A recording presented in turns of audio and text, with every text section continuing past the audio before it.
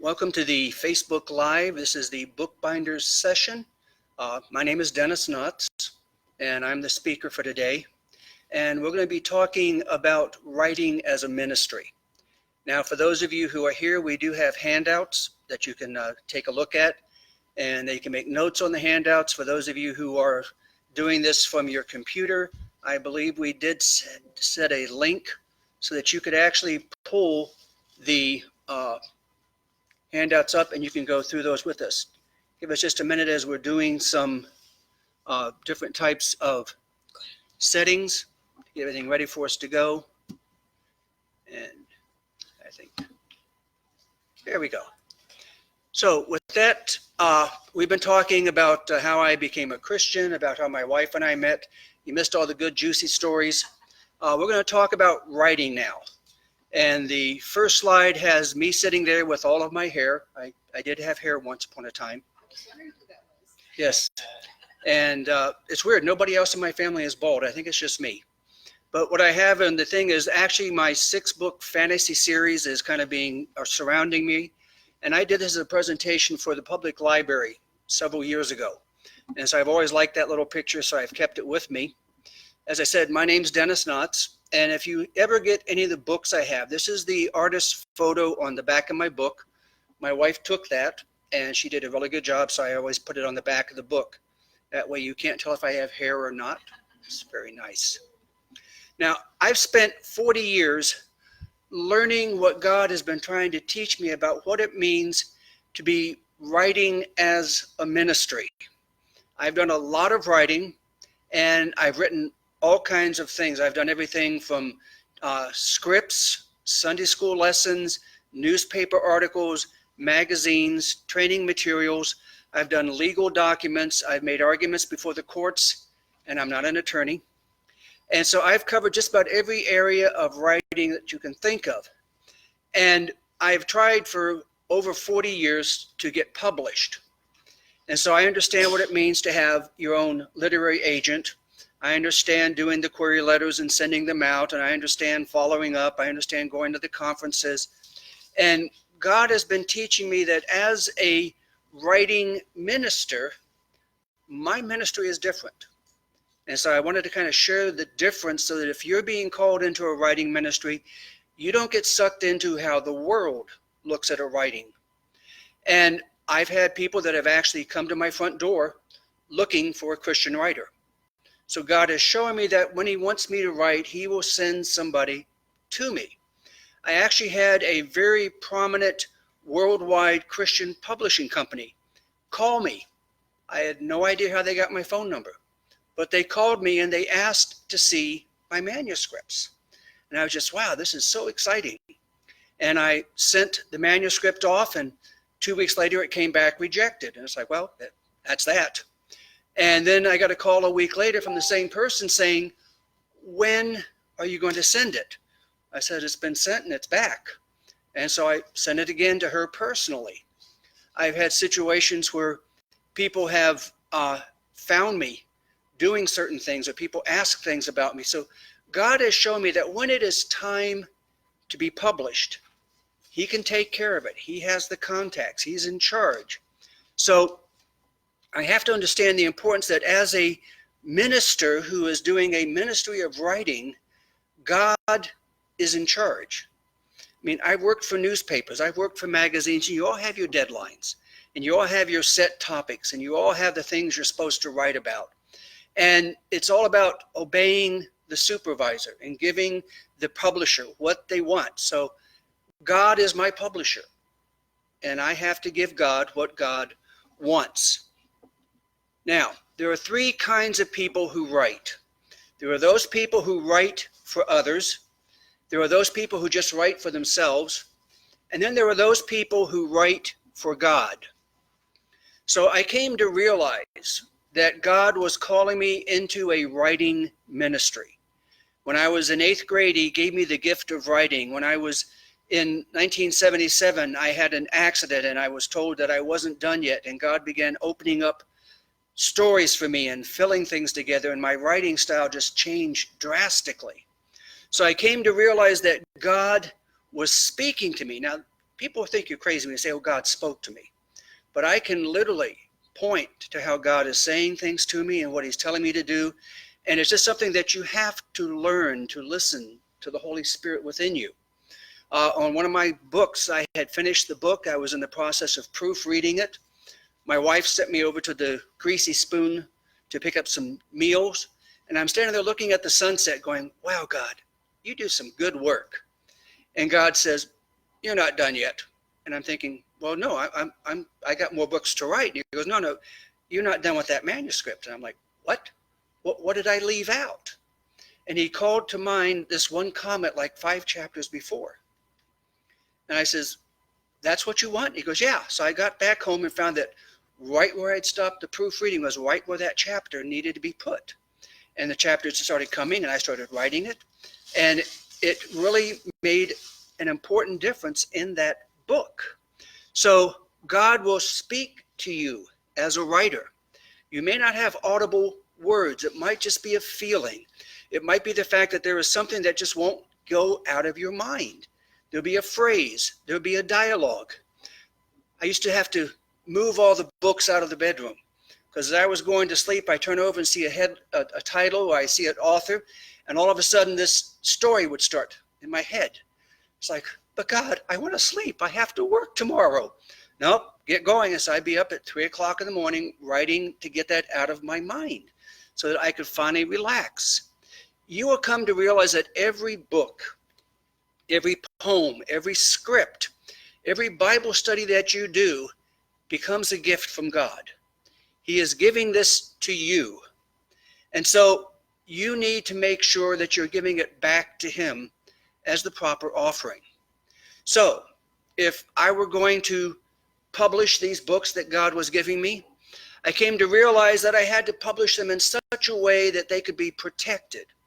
I had people that says, oh, we love your book. We'll publish it if, and they wanted me to take out the religion.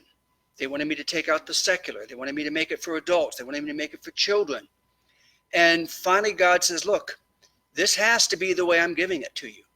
You have to protect what I give you. And so I began doing that. And as a result, I began to self-publish. I've always loved Snoopy.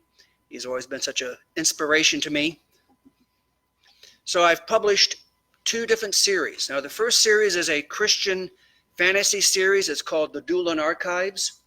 And this is asking the question of what would happen if God created another universe. And what if that universe fell into sin? What steps would God take to redeem that world?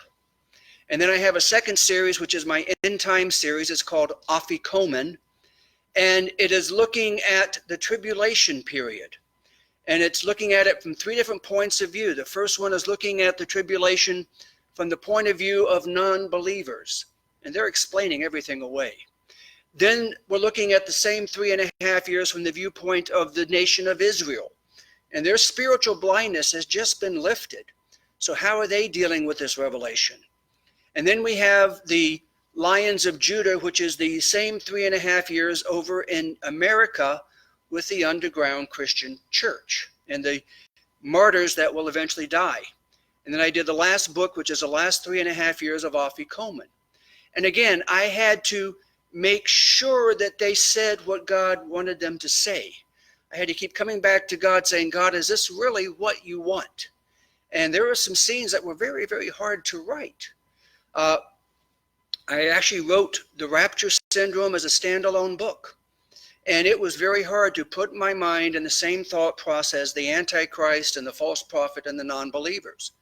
And I would be totally drained and feel spiritually contaminated from writing these things. And then I'd have to go write something in the Christian camp just to get my spirit back up. And so when I was finished, it's like, okay, I'm done. This book is done. And God says, no, it's the first book in a series. You got 3 more to go. But God, I don't know if I can handle dealing with this mentality for another 3 books. So I want to share with you what I know best. And what that is writing, and specifically writing as a ministry. Now, I'm going to tell you, I'm going to share with what happened in my life. I'm going to tell you how God worked in my life. I'm going to tell you what God is doing in my life. do not compare your calling with my calling. God does not use molds. And people say, oh, I don't fit into the mold of Christianity. I never fit into the mold of Christianity.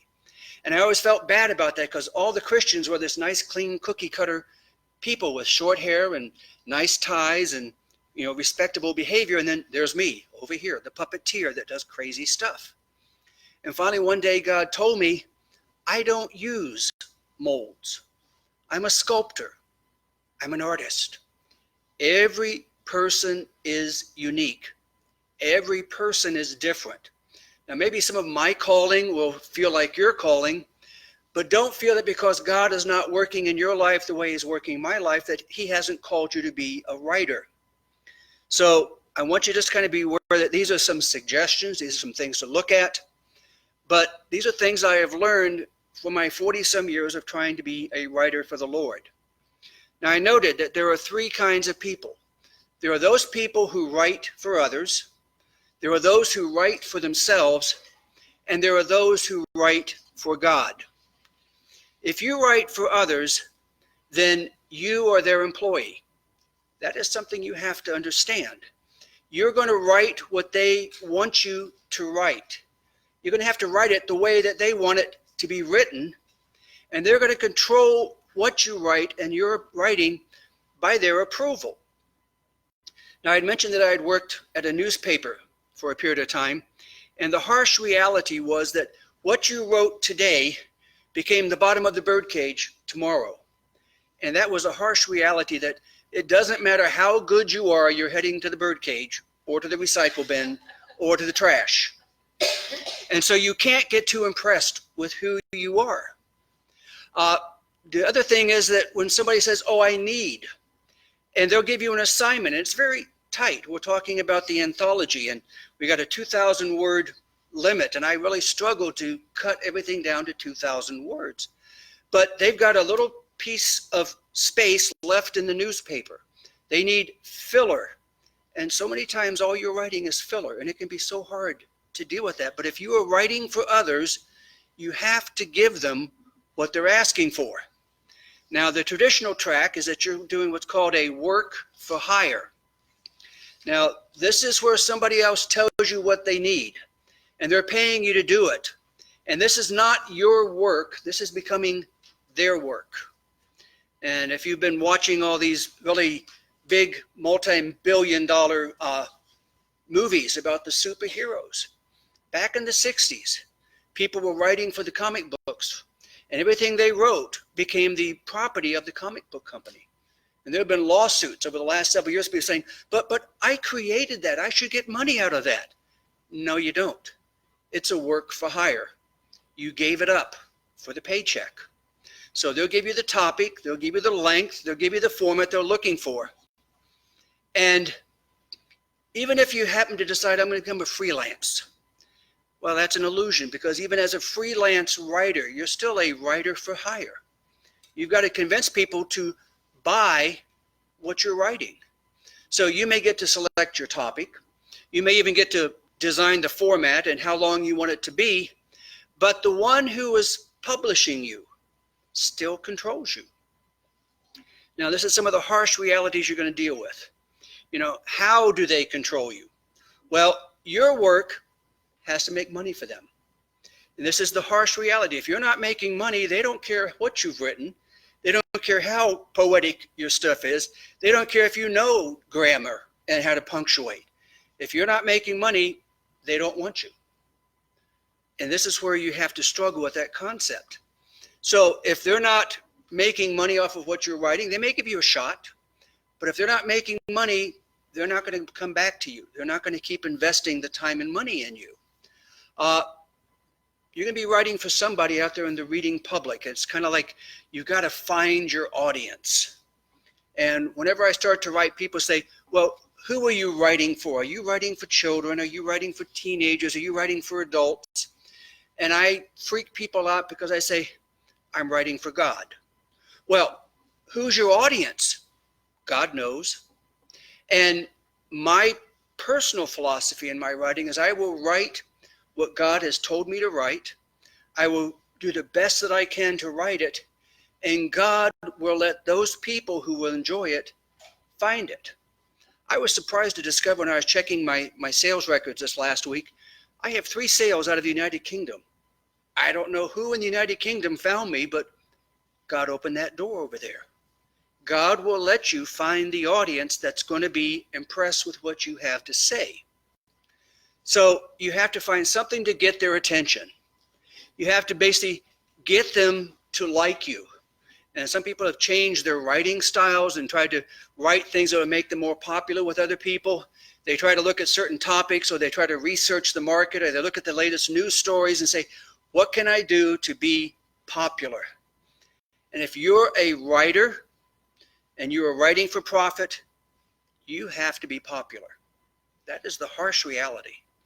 And if you can't be popular, then you're not going to get published. And then you have to get them to buy you. Now, I was reading the biography of another writer a while back, and he was trying to become a writer, and he was writing all kinds of stuff, and he just couldn't get anything to sell. And he had this phone number he had tracked down of a popular writer, had written numbers of books and won several awards. So one night at like 3 o'clock in the morning, he called the author, and the guy was awake. He may have been drinking. He sounded a little bit tipsy. And this writer was saying, look, I'm writing, and I just can't seem to get published. And the author finally says, stop writing junk. When you stop writing junk, they'll start buying you. And so he changed his style and started looking at how could he write it better, what was popular, what were people interested in, what were they looking for.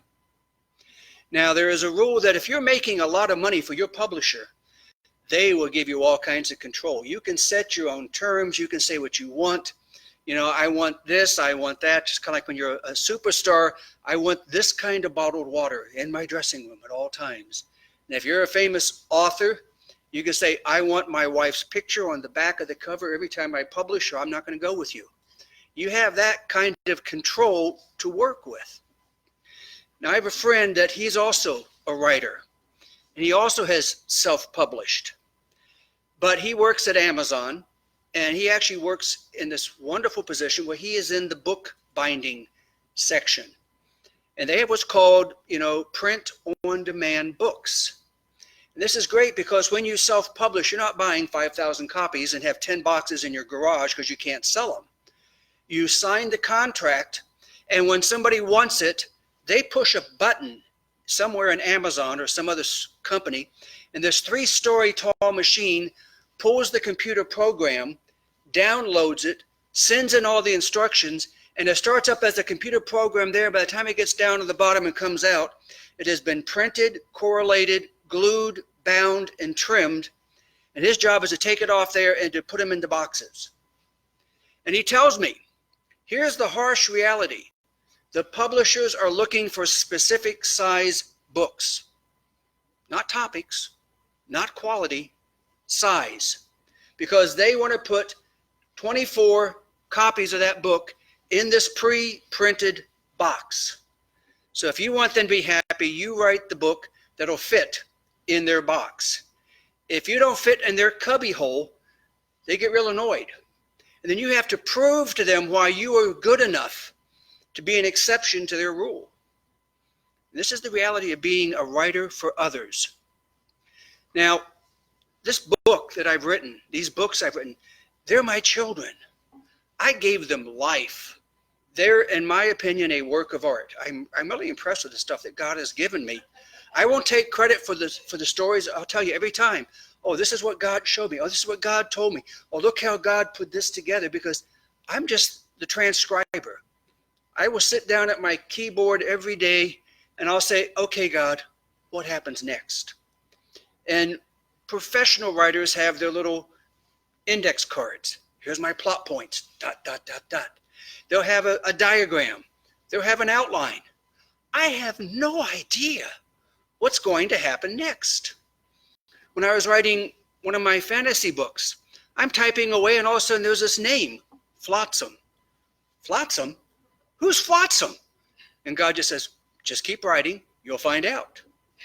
When I was writing my first fantasy series, I'm on chapter 5. And this is the great rescue scene. They're going to the castle to rescue the young boy. And about 2 pages in, I realized these guys aren't going to the castle. These aren't the guys going to rescue the boy. I got the wrong people going the wrong place. What am I doing? And I got ready to reach and pull the paper out of the typewriter. And God said, no, keep writing. Okay, God, what next? And the story began to unfold. And at the end of the story, it was the introduction of the Christ figure for that world. And it was a beautiful chapter, but I didn't plan it. So these are great works of art. I want people to fall in love with these books as much as I have. I want people to respect them. And it's really hard when people look at these things and you put your heart and soul into it and they put it on the bottom of the birdcage. Or I'll get around to reading it someday. I'll get to it, don't worry. Now, my daughter put this posting on Facebook. It's a little bit different. I've heard it 2 different ways, but it's from Ernest Hemingway. There's nothing to writing. All you do is sit down at the typewriter, and one version says you open a vein, the other one says you just start to bleed.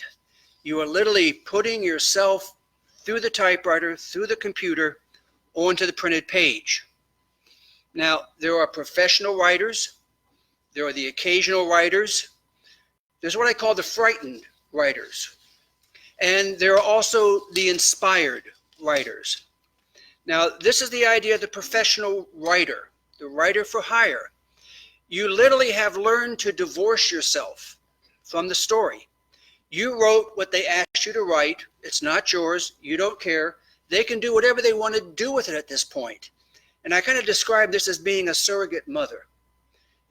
You've given birth, you've handed the child off to somebody else, and then you walk away. You don't care. You don't come around for their birthdays. You don't, go to their graduation. You did your job. It's over. Move on.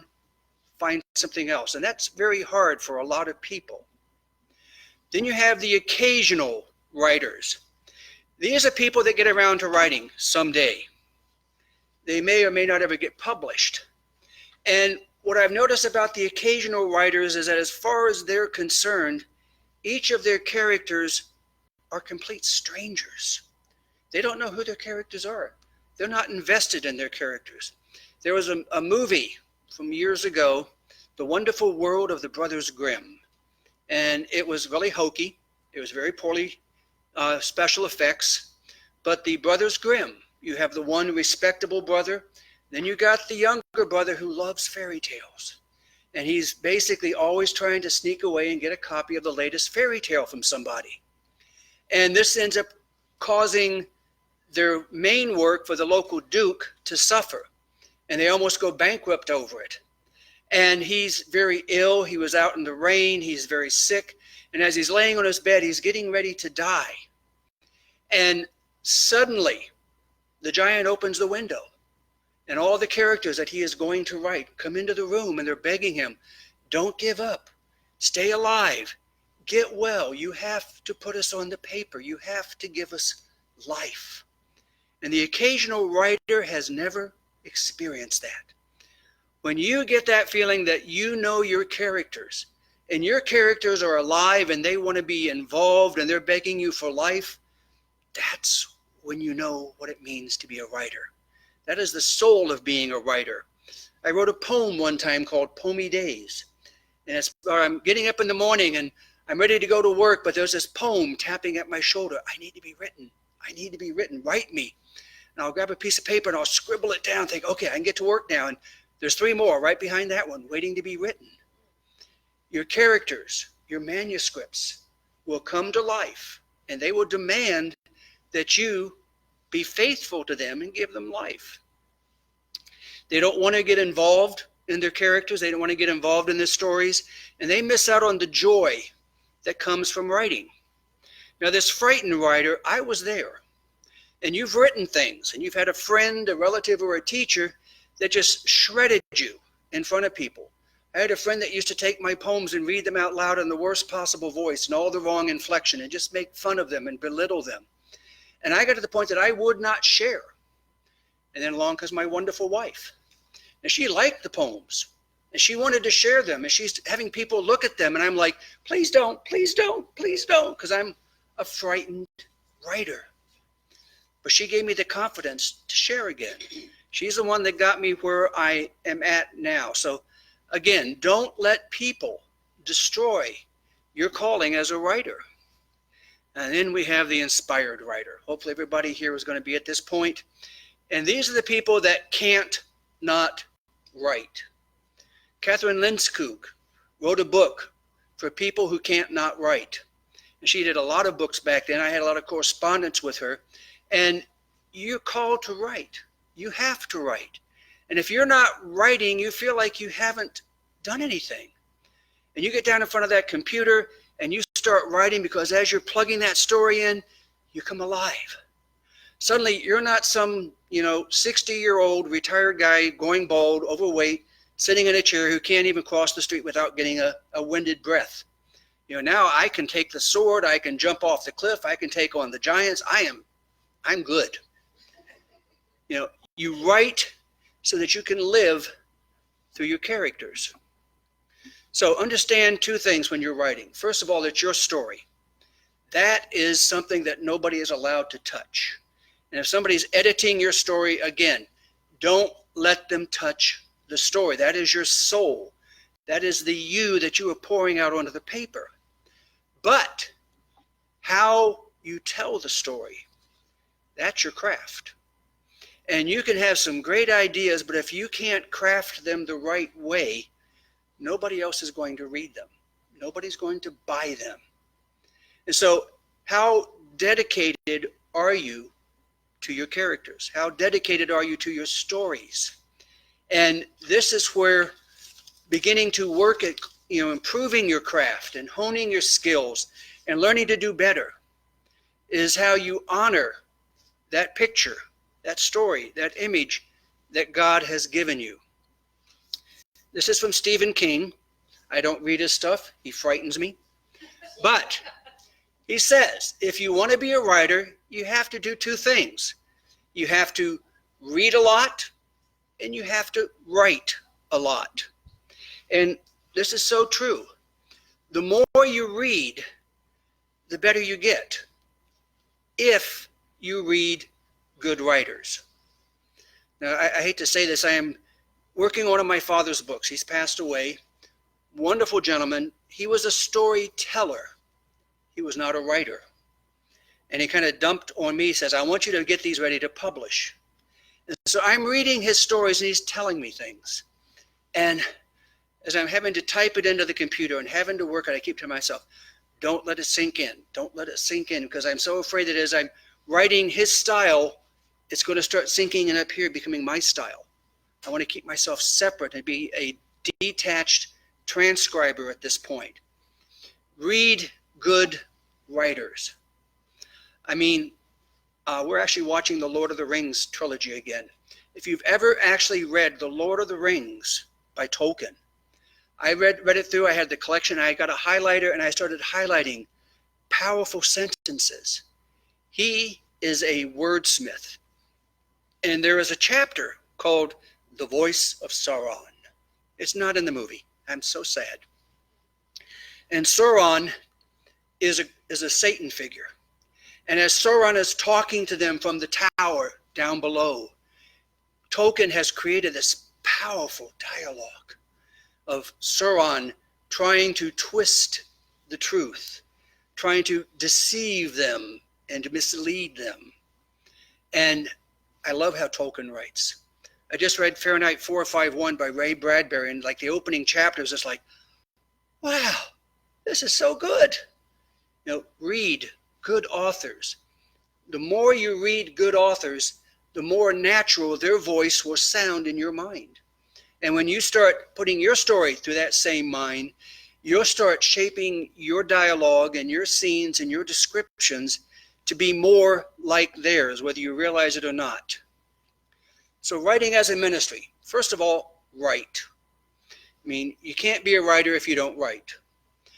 Write every day. It's kind of like an exercise.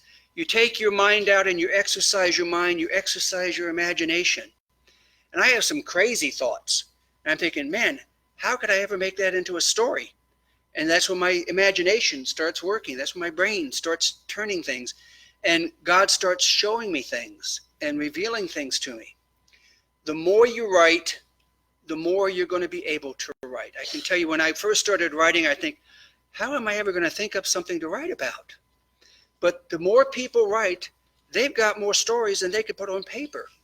I was talking to a friend yesterday, and he says, well, what are you going to do when you finish this book? I said, well, I got this and this and this and this, and I got 3 of these over here, and I got another one of those over there. And he says, you got enough stuff to keep you going to like 2028. And I says, well, probably. And every time you finish one story, there's 2 or 3 more waiting to fit into that position. So there's things you need to do, whether you're writing for others, writing for yourself, or writing for a ministry. Your writing, especially if you're writing as a ministry, is an offering. And you want to make your offering the best that it can be. You want to give to God your very best. He doesn't want the blind sheep or the lame goat. He wants the very best. So, if it doesn't interest you, then your manuscript is not going to interest anybody else. They may have pity and say, oh, that's nice, but you know, they're not interested. If it doesn't excite you, it's not going to excite anybody else. And if it doesn't inspire you, then it's not going to inspire anybody else. You are your own first audience. Write for yourself. Inspire you, interest you, excite you, and then give it out to others to see how they respond to it. If you're writing as a ministry, this is how we worship our Creator. You're making an offering of love. You're making this offering of service to God, and this is your submission. You're submitting it to God, not to the publishers, not to the, you're submitting it to God. God, this is what you gave me. And remember the story of the men with the talents, the 10 talents, the 5 talents, the 1 talent. And I know talent's supposed to be amount of money, but I've always taken as the fact the talent of writing. And if you hide it away and you don't do anything with it, it's not going to be used. It's not going to bless. It's not going to grow. But if you use that talent and you invest that talent, God will bless the talent. That's what we need to do. Basically, as you are writing as a ministry, you are on your knees in your soul, and you are begging God to teach you what to do. So, what do you write when you're writing as a ministry? What's on your mind? I've had times where there's some type of a Bible character pops up, or there's some Bible verse that comes to my mind, or I see something happening, or I'm watching a TV show or a movie, and all of a sudden there's this weird feeling. And I say it's the Holy Spirit. And it's not like the tingling all over, but it's like somebody says something on the screen and I just feel this sudden sense of peace or a sudden sense of joy, like God saying, yeah, pay attention to that. And I start coming back with it and saying, okay, what is that telling me? What can I do with it? You can have conversations with your wife, conversations with your friends. Something could happen at work. Something could happen at school. Something could happen in traffic, for that matter. You know, God is going to give you what you need to write what you need. But it's important. We're here to serve God. That's why this writing is a ministry. It's not an occupation. It's not a profession. It's a ministry. That's why it's different. So we always do what God wants. We always do what God wants the way that God wants it done. And we always do it in His timing. If writing is a ministry for you, and you are going to be a minister of God that serves God through writing, what does God want? How does He want it? When does He want it? And that is how your life is going to be structured from this point on. So God will tell you what He wants you to write. Your first lesson is learning to listen to God. And that involves getting very still and very quiet a lot of times. And you basically listen to what God is saying. Is there a Bible verse? Is there a message? Is there a feeling? Are you seeing a scene? Are you hearing a dialogue? And just start writing down what God is showing you. Write about what you feel about God. Tell people about God in your writing. That's great. You know, who God is. What does God mean? Now, right now, the world needs good emphasis on good Christian writers. We were discussing Christian movies last night at home. And back in the 50s and 60s, my father had this guy that came to the church once a month and showed a Christian film. And Christian films back then was just somebody's sermon. And they preached all the time. There was some old lady in this one movie my dad had at his church one time. And this guy who's unsaved, would you mind passing the salt? And she gets the salt. She goes, you know, you're the salt of the earth. And any chance she got, she was shoving the Bible down his throat. That's the old Christian movies. The new Christian movies, and I'm going to tick people off at this point. The new format is, we're going to get you so depressed, you're ready to commit suicide before something nice happens to this character in the Christian movie. And it started with, facing the giants. This guy, everything kept going wrong, and the car kept breaking down, and the wife had this, and school had that. And I was almost suicidal before the first positive thing happened in the movie. And they feel like they have to show us, look, Christians have problems. Well, yeah, but people, I don't want people slashing their wrist in the theater watching this thing. Let's give them some positive stuff. We need good Christian writers.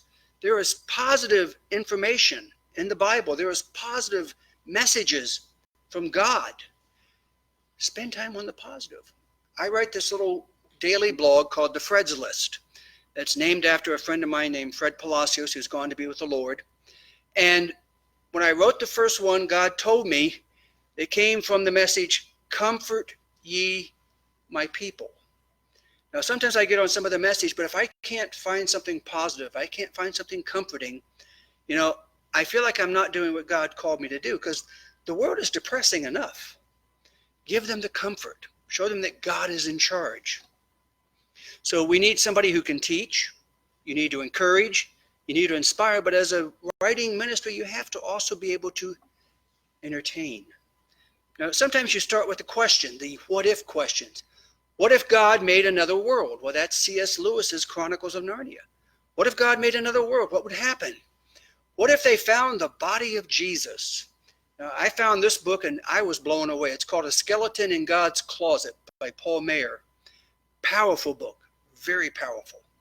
What if God chose you to give birth to the Messiah? And back in the 60s, we had Marjorie Holmes. She did Two from Galilee, and she put herself into the picture of Mary. And then I found this one in college. What if you were Judas, the betrayer? And there was actually a very powerful book by Roger Dixon called Christ on Trial. It's out of print, but I tracked it down in a used bookstore.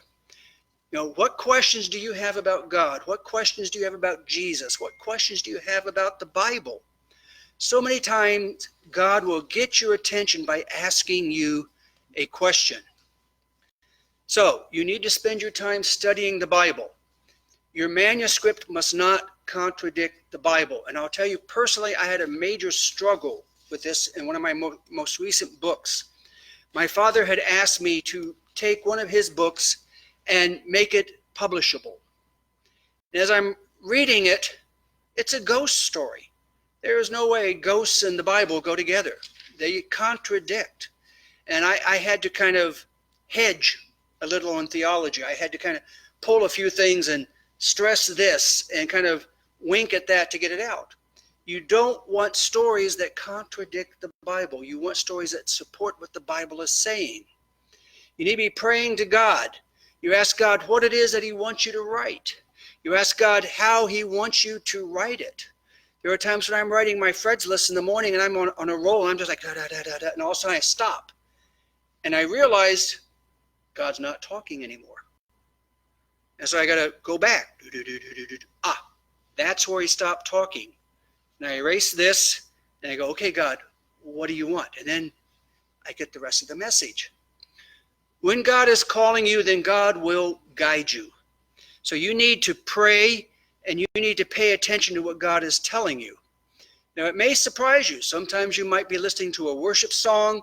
Sometimes you might be watching a movie. You might be even watching a game on television. And God will speak to you. God will give you something. So look at what's happening around you. Look at Bible verses. Look at songs. God will then let you know how he wants it done. I've had times where there's just a phrase running through my mind. Can't get it out of my mind. And as soon as I sit down, the next line is there, and the next line, and the next line, and I find out God's giving me a poem. Sometimes he gives it to you as a short story. I did a poem, and then God says, now make it a short story. And so I made it a short story. Sometimes it's a blog. Sometimes you're doing a play or a skit. Sometimes you're writing a Bible lesson. Sometimes it might be a book God is good. I was doing the Rapture Syndrome as a standalone, and he said, no, it's got to be a series. And I fought and I kicked and I screamed, but it's now a series. Maybe it should be a script for a TV show or a movie or something. Remember, we do what God wants us to do. We do it the way that God wants us to do it, and we do it in God's timing. Prayer is the ink in our pens. What do you want me to say? How do you want me to say this? What do I do now? Now, sometimes you're going to have to do research. Just because it's a ministry, just because it's a gift, does not mean it's all there. And I've been working on this book on the cults, and I've had to go in and do research and read documents and track down documents. So you have to do what God is wanting you to do. You have to ask the questions. You have to get the information. Again, write. I can't stress this enough. Write, and more write. Learn to listen to God as you write, and become not the dictator over the word, but a dictator, a person that takes dictation, a transcriber for God. And it's amazing when you get to that type of relationship with God. Ask what happens next, and if you don't know what to write, just stop and listen and let God talk to you. Now, perfect point. When you are writing as a ministry, you are entering into a spiritual warfare, and Satan is going to try to stop you. And as you're learning to listen to God, don't get sloppy, because Satan can slip things in too. And if I'm writing something and it doesn't feel right, I stop and I go back. And I was writing one thing in my book, and I wrote it and I stopped and said, wait a second. Is that true? I had put something about a prophecy. I was like, is that true? And I had to stop and go check it. And yeah, that was in the prophecy. I never realized the prophecy could be interpreted that way. But Satan is going to try to stop you. He's going to discourage you. He's going to frustrate you. He's going to put obstacles in your way. Learn to start praying like a prayer warrior. You are a minister. God has given you a ministry. You have a congregation out there that is going to want to hear from you. And you pray for your ministries. You pray for the people you're writing for. You pray for God to give you the victory over this. You pray for protection in your own life, and believe me, you need to start praying for protection over your family, because a lot of things can happen in your family to distract you, discourage you, and lead you away. Okay, writing as a ministry. You're going to be right in the midst of a spiritual war. Never forget that you're behind the enemy lines. You need God's protection. Write when you feel like you don't want to write. Put words and thoughts on paper to give God this opportunity to speak to you and through you. Now, you can do the traditional things. You're not going to be at this level where you can sit down and just write into a typewriter or a computer like I do. You can use your outlines. You can use your plot points and index cards. You can draw diagrams of the characters and who's related to who, and you can do a map. I did a map for my fantasy series. I couldn't figure out where they were going. Are they going north? Are they going south? How close are they to something? You can talk to others. You can take classes. You can go to conferences. Don't stop that just because, I've been given a writing ministry. You still have to be faithful. All these are good things. It's not a lack of faith for you to try to improve your work or to improve your craft. This is the offering that you are placing on the altar for God to accept. And remember, the offering was always without spot and without blemish, so you need to make your offering as pure as you can. If you don't know something, research it, read books, watch videos on the subject, take classes, do internet searches, because at some point, you're going to become the expert other people are going to turn to. I never thought I'd become an expert on the cults, but I've had to do all this research to do the book, and now people at my church are saying, oh, what about this cult? What about that cult? I don't know how I got there. God just put you in a position, and there you are. Set aside time to write every day. Make it part of your prayer life. Make it part of your Bible studies. Make it part of your regular life. And if you go through a day without writing something down, you should start feeling incomplete. Be careful about your message. And don't cast your pearls before swine. That's a polite way of saying stop sharing your really beautiful stories with people who just don't appreciate them. If you got members in the family or friends, every time you talk to share about something and they start making fun of you and belittling you, I'm sorry, they're the swines. Stop casting the pearls. Protect the pearls. Treat the gift of God as a gift of God. I had a friend that he was a writer, and every time we got together, he kept telling me everything he was going to do in the book. He never got around to writing the book. Telling me the story verbally is his outlet, and he never had the urge to sit down and put it on paper after that. Share a few things, but keep something inside to the point that if I don't write this down, I'm going to explode. That way you will force yourself to come back in writing. Now, when the draft is done, here comes the hard part. Even though you think God has given it to you word by word and it is from Mount Sinai, you got to realize maybe you weren't listening as carefully as you should have. And I went back to my earlier works and I thought, oh, this is from God. This is God inspired. And I started reading it and going like, oh, Lord, what was I listening to at that point? God, what were you saying? What was I missing? God does not make mistakes, but you do. And so do I. So learning to listen to God is a skill that grows the more you do it, but you have to come to that point. And I love this thing I found posted. Write without fear. Don't be afraid to put something down on the page. Don't be afraid to talk about something. Don't be afraid to address something. But when that is done, you edit without mercy.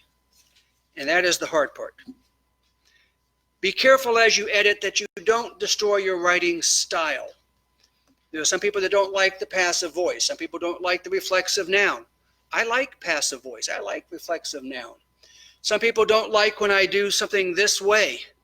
And if I listen to them, I would start editing out the style and the voice that I write with. And it would be somebody else's style, somebody else's voice. Ask yourself, is this really necessary to the story? We're doing anthologies, and I turned in my work today and I was sold 2,000 words. My original draft was like 10 pages. We're talking about 3.5 pages now, and I had to literally cut down to the core elements that you could not tell the story without. And it was a major exercise for me. It was really enlightening. Is this really necessary to the story? Does this distract from the message? Oh, is this really true? That's where you make sure your Bible doctrine is correct. Is there a better way to say this? And is this the best that I can do? You need to stop reading when you're reviewing. That's a weird comment, but it's so true. Don't let yourself get caught up in the story. I had friends that were going to review this book for me. I had 7 proofreaders. I felt pretty confident. They brought back all the things I needed to be corrected, and I made all the corrections, and I trusted them. And I put the book out. And 6 months, 8 months later, I'm reading it at lunch, and I'm finding all these typos and all these mistakes and all these embarrassing things. And in fact, at one point, I just dropped my fingers on the keyboard, and there was like 7 letters that made nothing. They had been reading the book, and they got so caught up in the story, they stopped proofing. They were just reading, and they were filling in all the stuff that was missing. They were fixing all the stuff that they should have found. I had to literally pull the book off the market and go back and edit it myself. Watch out for the fact. Spell check is good, but it doesn't know if it's supposed to be the word fat or fast. If it doesn't say which is the proper word, you don't know it's there. There is no way to get around this except to read it for yourself. My daughter posted this thing of Kermit. This is my face when I read my old writings. It was so good when I wrote it that day. Who was I? What was I thinking? And you have to go back and start over. So you might want to do things like changing the size of the font. You might want to change what type of font you're using. You might want to do anything you can to force you to look at the actual words and not the sentences. Don't let yourself get caught up in reading the story. You want it to say what it needs to say. You want it to be as clear as possible, and you want people to enjoy reading it. Now, this is one that I made the comment. I don't know if my daughter made the second comment or if I made it. I don't write books to sell. And then you have the skeleton sitting there with this book at the table and says, and so far, I've been very successful. You know, I don't write books to sell, but other people do. So what do you do when you're finished? Well, you can do the copyright. Library of Congress lets you copyright things. You don't have to be published anymore. You can also do the poor man's copyright. You put it in an envelope and send it to you and never open it until somebody challenges it. And then you have the postmark from the post office to prove when it was written. You can do market research. You can get yourself an agent. I did all of these things. I'm not saying they're wrong.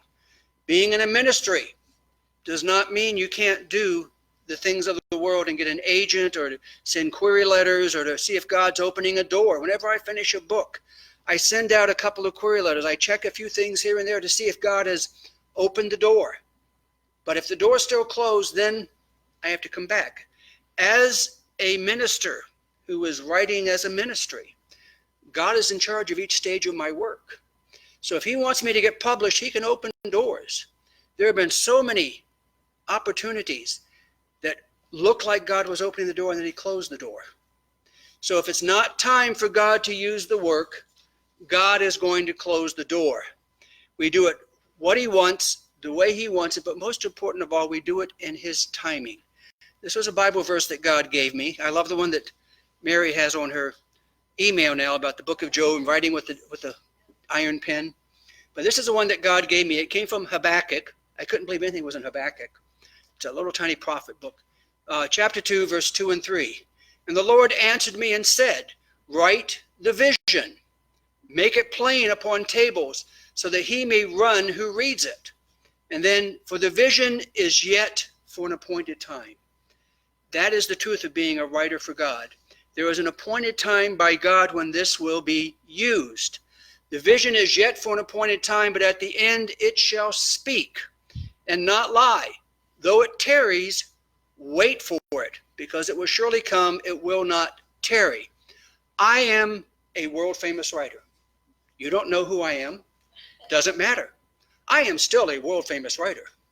And I believe that if God doesn't open the door now, I believe that during the tribulation, some new believer is going to stumble into my house and find all this stuff.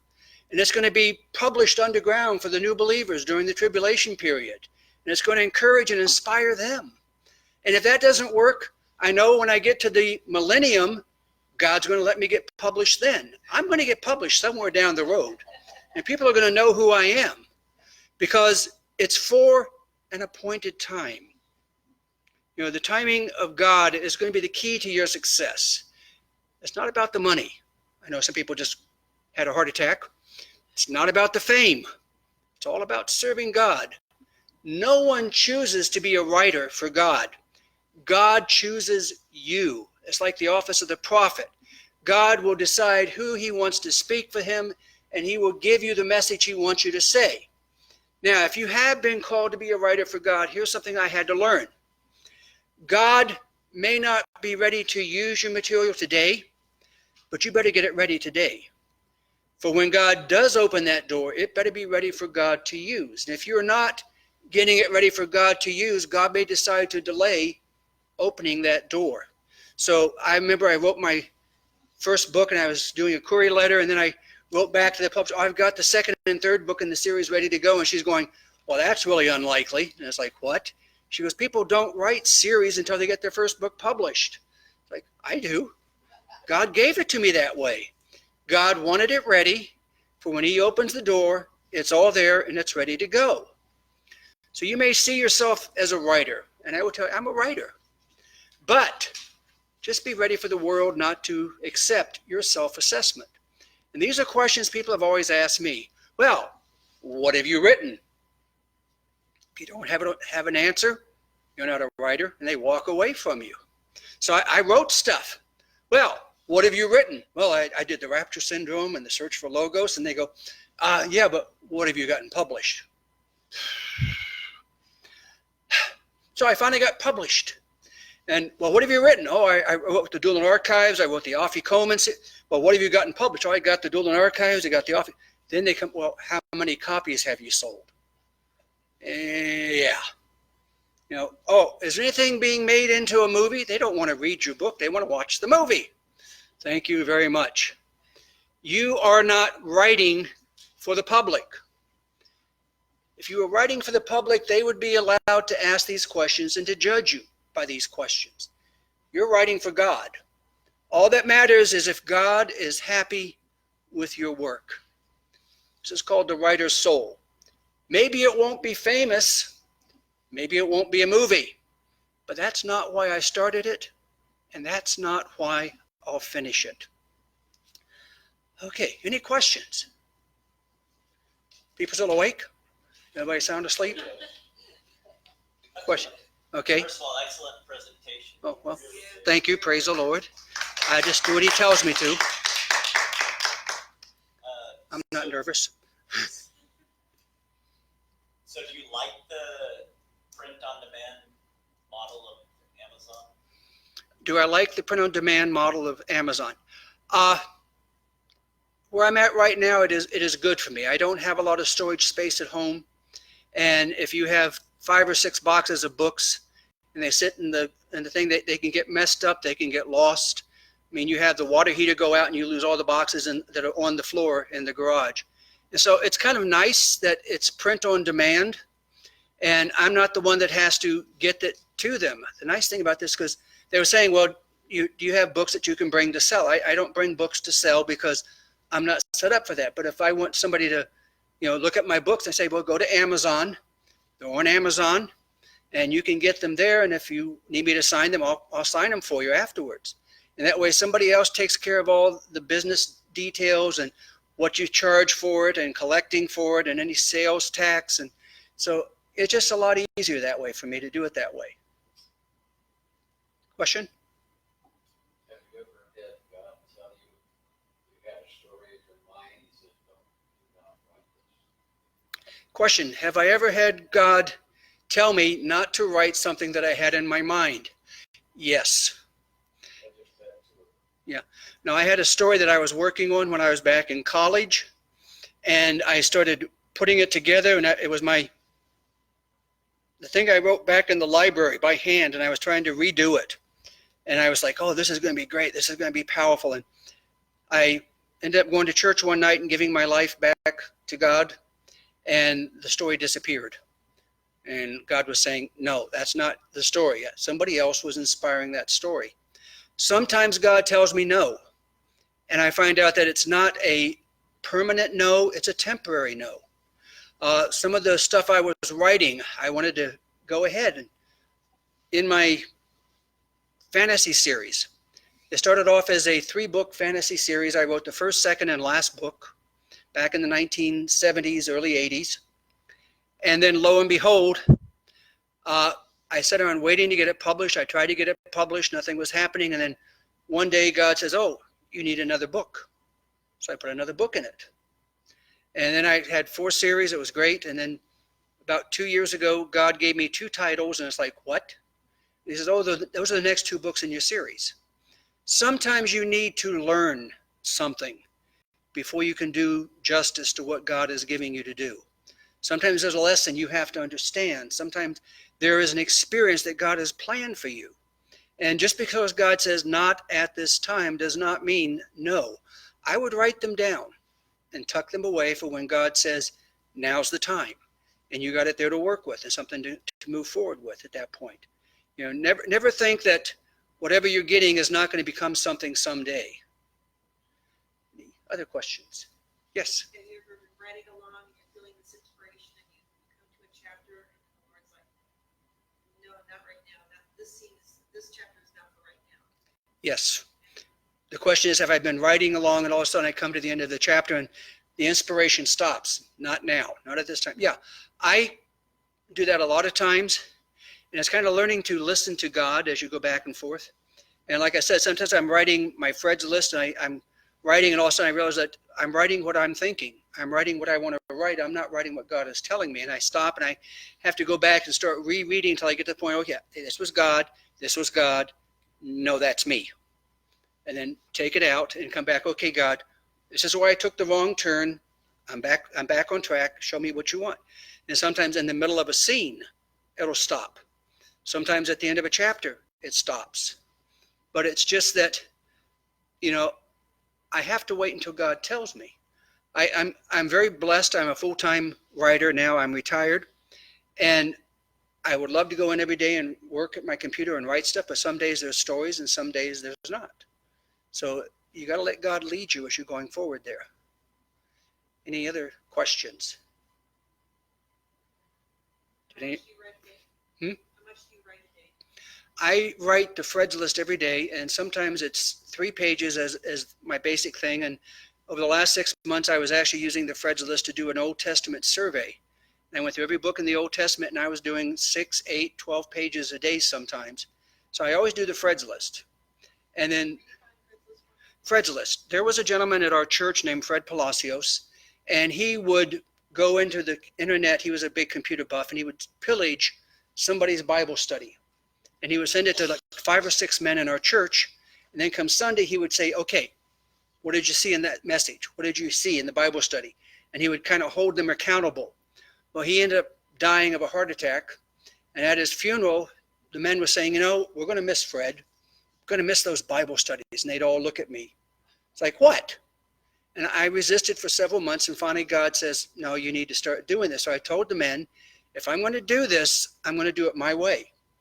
And I'm not going to go steal somebody else's Bible study. I'm going to have God show me what he's showing me in the Bible, and I'll put it down on paper, and we'll send it out. Now, he did 1 Bible study a week. I do 1 a day. So I do 7 Bible studies each week. Sometimes I'll take a break. But I sit down, and I won't start writing until I can find the Bible verse that God is speaking to me through.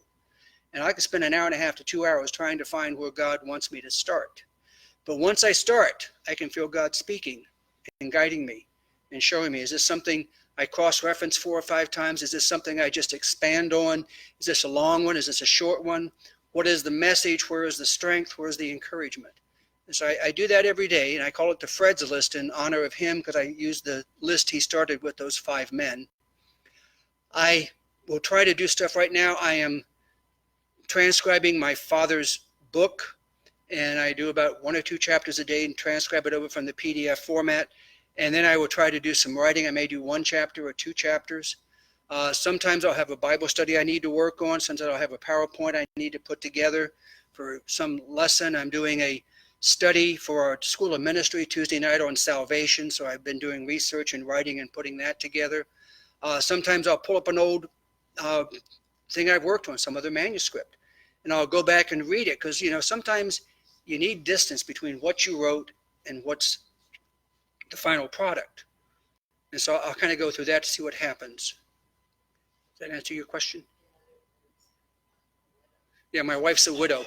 You have the golf widow. She's the computer widow. Yeah. And the chapter I believe that I'm referring to was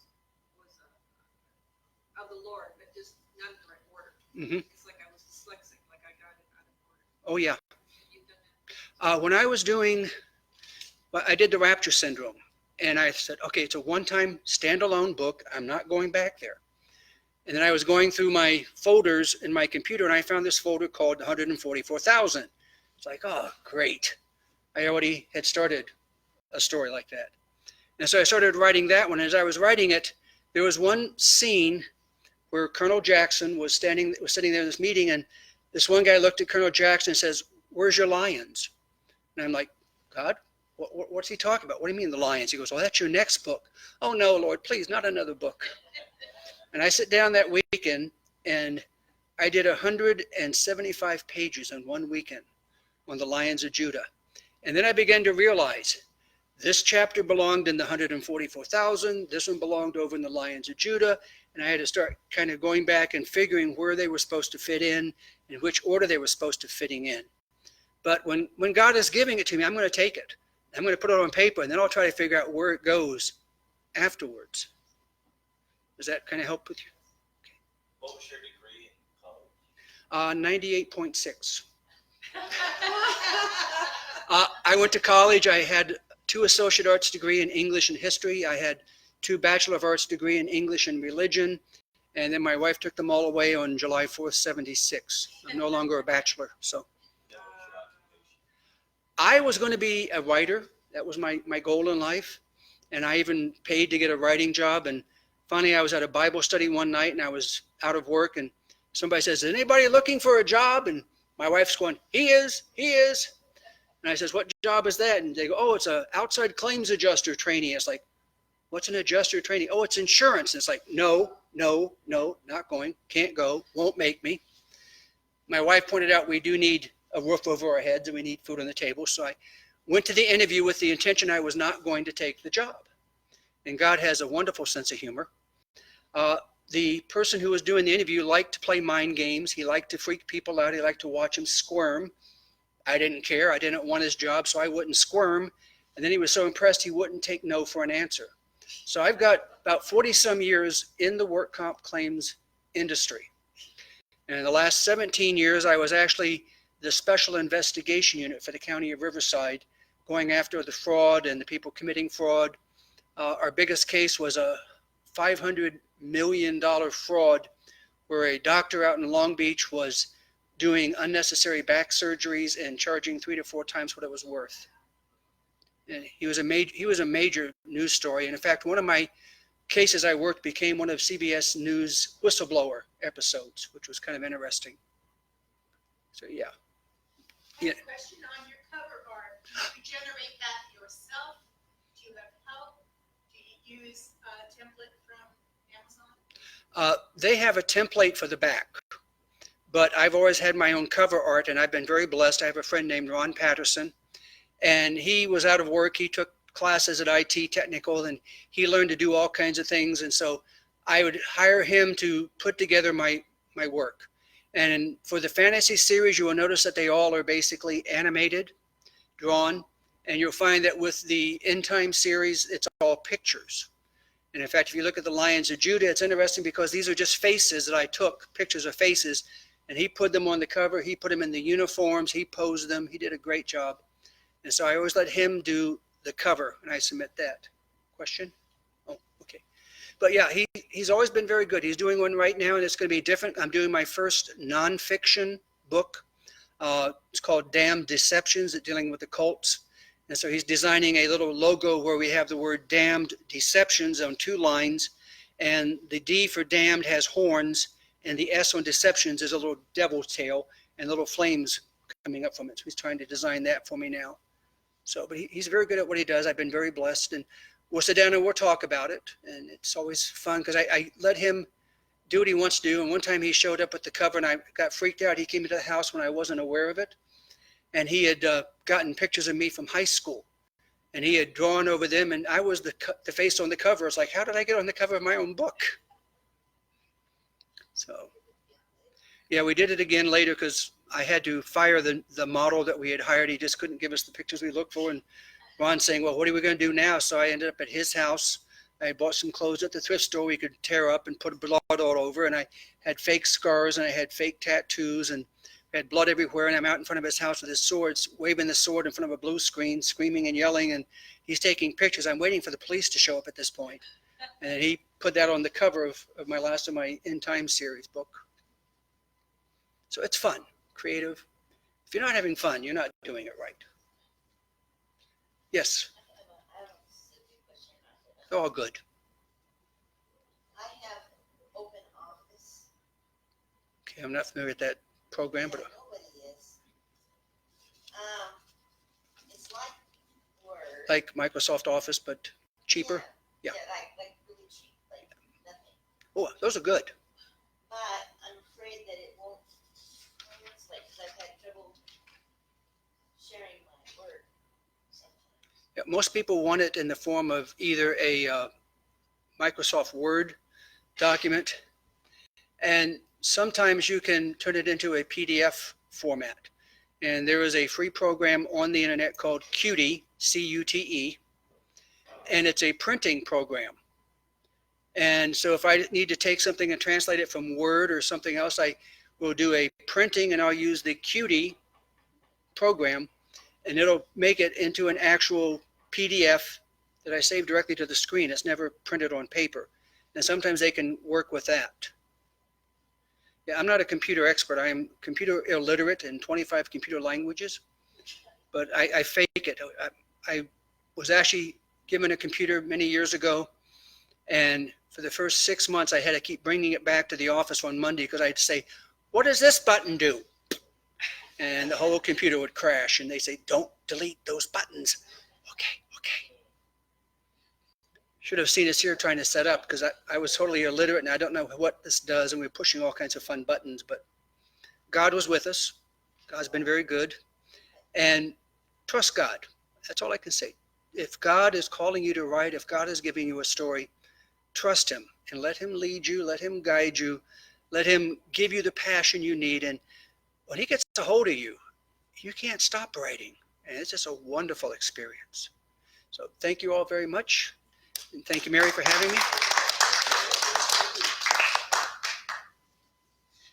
That was wonderful. Wonderful.